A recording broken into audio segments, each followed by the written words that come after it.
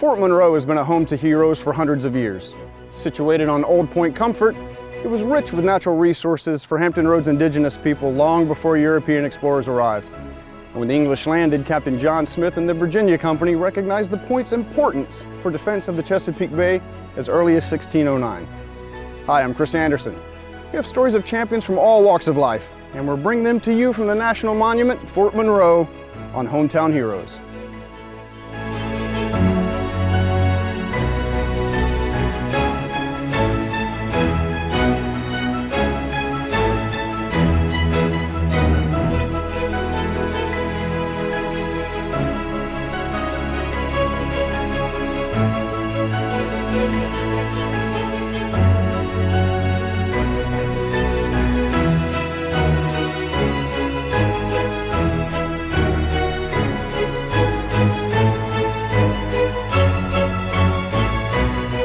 This episode of Hometown Heroes is brought to you by Hardee's.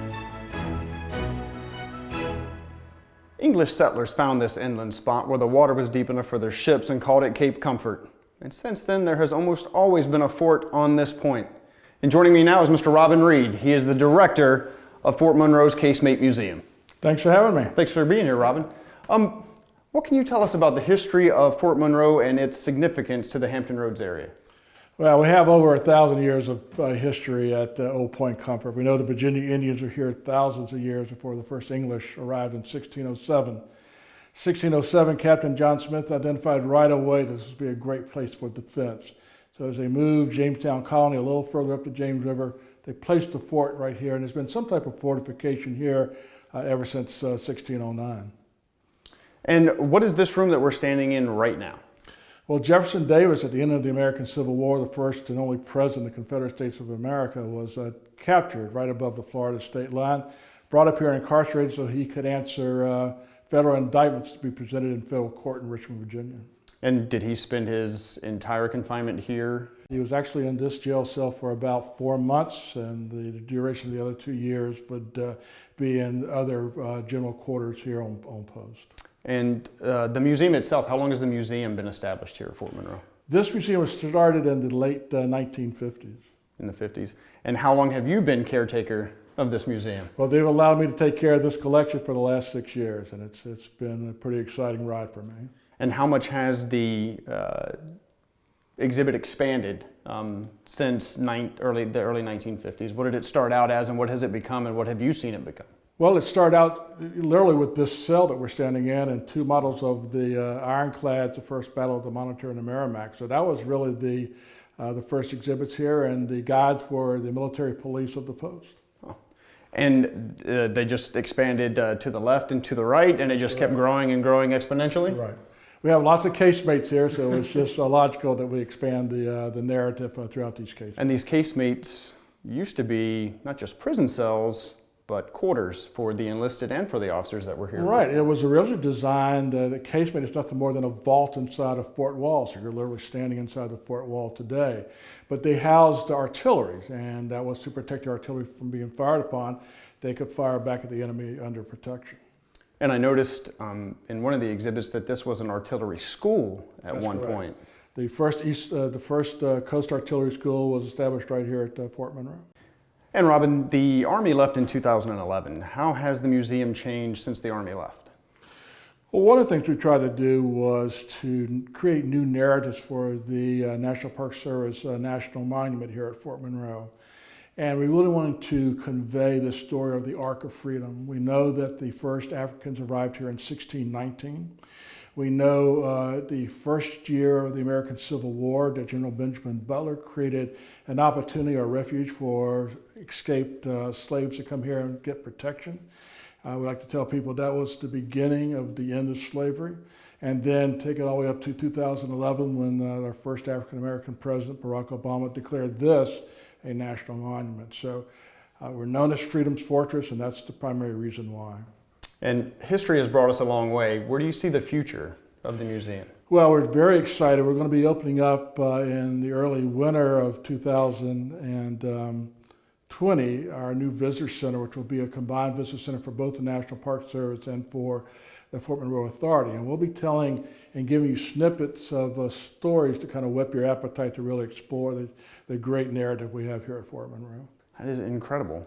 There is so much to see and so much to experience, not only here at the museum, but here at the fort. And I want to thank you for your time. Well, thank you. You know, there are many approaches to learning, and experience is a great teacher. In Virginia Beach, there's a job coach working with some bakers, and they're learning a lot from each other.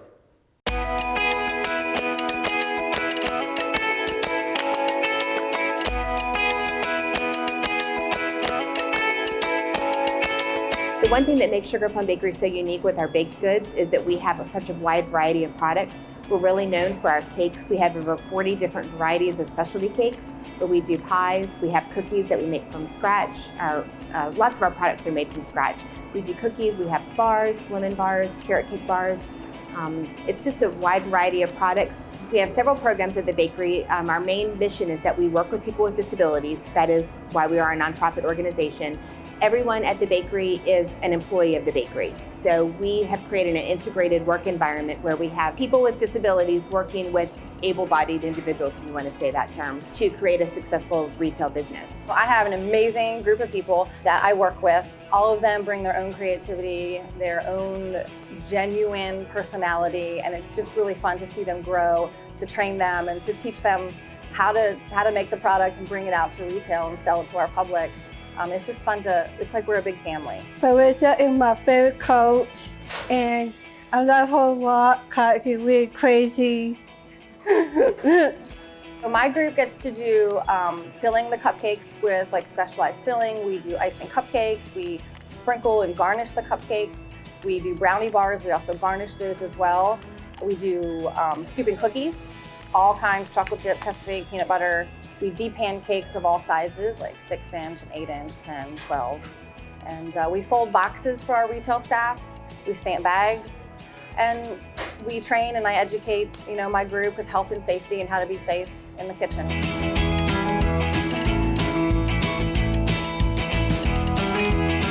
When I first came here, I said I didn't want the job because I would eat all the chocolate, and I finally said yes.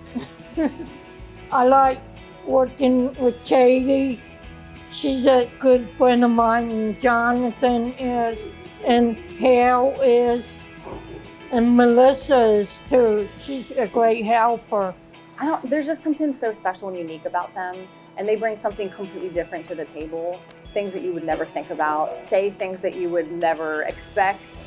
And we joke about it here. We always say, like, you can't make this stuff up, but it's just very enriching. It gives me a sense of pride when I walk out that door to know that, wow, I got this amazing group of individuals who, they know I love them. I know that they love coming here. They love coming to work. I mean, it's so rewarding. And I feel very honored to be a part of the Sugar Plum Bakery family.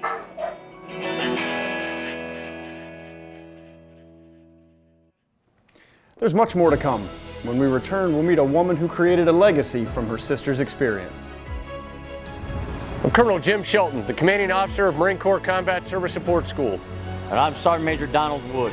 From the Marines, sailors, and civilians of Camp Johnson, a place with a proud history and a promising future, happy holidays and Semper Fi.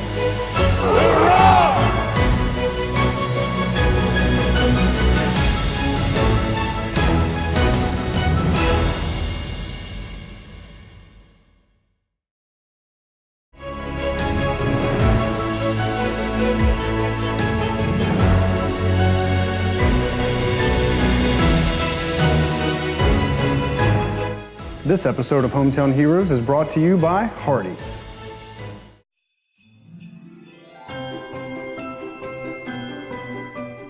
Let this holiday season fill your home with joy, your heart with love, and your life with laughter. We send a special holiday wish to the men and women unable to be with their loved ones. Your nation thanks you for your service and dedication to protecting our freedom. Happy holidays. One team, one purpose. Often we get encouragement and inspiration from our family members, and sometimes the motivation to create change comes through heartache. Once in a while, the result is to help people in times of critical need, And for one family, they developed Smile. Samantha makes it a little easier. Smile was founded in memory of my sister. In 2008, 2009, after she found out she was terminal, friends and family had raised funds to buy a running prosthetic for her. And she asked me to make sure that the money didn't go to another nonprofit, that it just wasn't given away, because she wanted it to help other kids like her. What I miss is the opportunity to get older and see how we would have been as sisters the older we got, seeing who she would have become, and how our relationship and our dynamics would have been different. I hope she would think that we hit the ball out of the park on filling a unique need that fills a gap for a lot of kids and meets exactly what she kind of requested of us, as far as making sure that we took care of other kids like her. We have known Aubrey since 2014, when her family reached out to us to request an adaptive hand tricycle. Aubrey fought cancer for a couple years. Cancer is what paralyzed Aubrey. And I've always admired people who take something that could be the worst experience of their life and turned it into something positive. What it's like to help these families is phenomenal. There's no words that can explain. Because for me, I watch the parents and know what they're going through. And to see the relief on their faces, to see the expressions, it's just amazing, and the kids too. Right now, our flagship program is the Smile Kids program, and we provide children with assistive and adaptive equipment and technology that helps to enhance their quality of life. The little things in life, like riding a bike, it's just so simple. You see people doing it every day, but for Aubrey to ride a bike, it's a little bit of work to get into her bike, and it's a lot of work for her to use her bike. But it gives her a little bit more independence. Right. Gives her the ability to be out like every other kid that you see out on a bike, just having fun. For that amount of time, she's just like everybody else. Good job, honey. Push, push. A lot of times we will take donors or sponsors or volunteers with us to deliver pieces of equipment, and they get this overwhelming rush of happiness, and so does the family and the child who's receiving it. But honestly, the best feeling is when we get to hear back from the families. All right, look at you. I get to run behind her when she's killing it, and it's just never something that I could have envisioned because of the preconceived notions I had of a paraplegic. I didn't know, right? But I found out real quick that there's some amazing equipment out there that helps people like Aubrey do absolutely incredible things that are truly inspiring.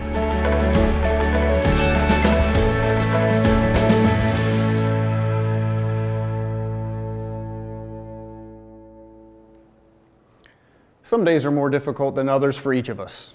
And for people with disabilities or injuries, that concept is magnified. For Navy Personnel Specialist Master Chief Ren Hockenberry, some days were almost impossible to face. I heard it on that gurney. Return to theater, unlikely. Return to active duty, unlikely. Return to operational status, unlikely. Because of good people, I got here. I don't want my last deployment to be the deployment that was taken from me. I want to deploy, at least one last time. On August 5th, 2014, I was serving as the Senior Enlisted Leader for Combined Security Transition Command in Afghanistan. We were on a site visit to a training facility for the Afghan National Army, and one of the Afghan soldiers turned his weapon and started shooting into my unit. 15 U.S. and coalition service members were injured. One was killed. I was injured pretty severely, but I'll be honest, I didn't realize it. I had been in the hospital about 2 weeks, and they were trying to decide whether they were going to amputate And I said, so 2 weeks I get to go back? And he's like, I don't think you're grasping this. I remember one day lying in a hospital bed and they had come in and said, it's time for PT, and I said, no, I'm not going to PT. And the physical therapist is like, no, you gotta get up. And I said, no, my leg hurts, I'm not going. And this HM3 popped in. And he said, hey senior, are you going to PT? And I was like, yep. I was just getting up. Because there's this HM3 looking at me. There's this young sailor expecting me to get up and do the right thing. And then I remember a couple days later in physical therapy, I had fallen. I was trying to walk and I had kept falling. And they're like, try it again. And I said, no, I'm done. I think at that point I don't care if I never walk. I don't care, I'm done. It hurts. And HM3, here he is again. He's like, hey, you're doing great. You getting up? And I said, yep, I'm getting up. And that was a huge driving factor. Because it's very easy to give up and quit when things get hard. But somebody is relying on you, and if you show somebody that you can get through, maybe they start thinking they can get through.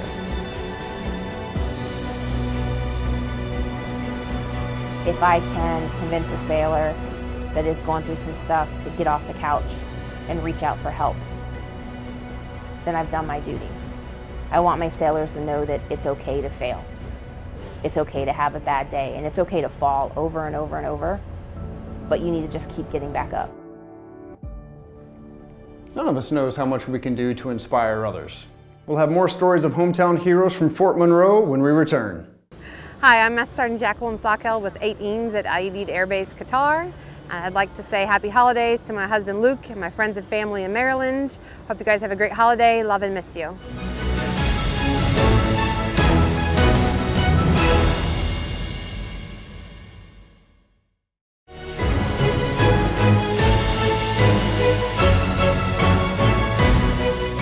This episode of Hometown Heroes is brought to you by Hardee's.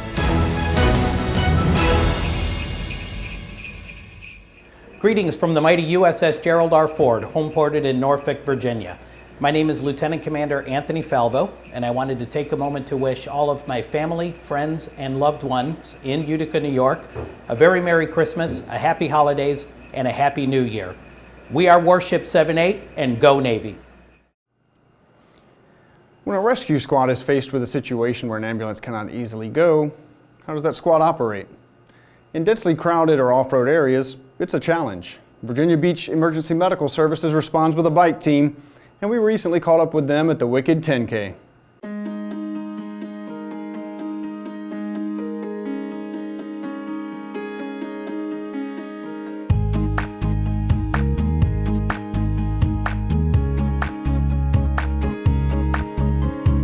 My name is Dave Kleintop. I'm the captain of the Virginia Beach Emergency Medical Services bike team. We're at the Wicked 10K today. We're just there to help make sure the race participants are safe and make sure that if they need help, we're there to help them.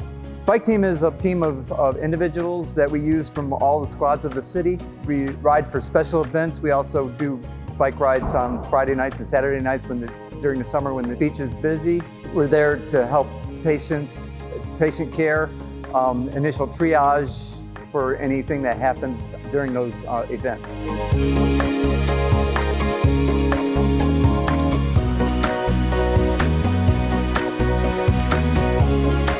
Wicked 10K, it's a fun time. People are dressed out in costumes. They're out here running. It's a little over 6 miles, I think. They're dressed up in some of the craziest things I've seen. I saw some hairdryer chairs come by. But yeah, it's a good event for the families to get out here with their kids and start running. And they close down the streets, so it's a very controlled environment too. So it's just a good time. I'm not originally from here, and I wanted to be involved in this community somehow, and this was the best way to possibly do it. So being able to help someone out, especially in a volunteer system, because they don't have to worry about a bill afterwards. We don't say, hey, we'll charge you later. Hey, can we get your, we're just out here because we love being out here. I enjoy the patient contact. I enjoy helping people. I initially got into this because I was single and all my kids had moved out of the house, so I wanted something to do that was constructive to help the community. I find out I liked it, so patient care is what we're here for. We enjoy working with the people, and we get to save lives. We get to do things that other people sometimes don't get to do. We get to do events like this. We're there to try to save lives using our bikes.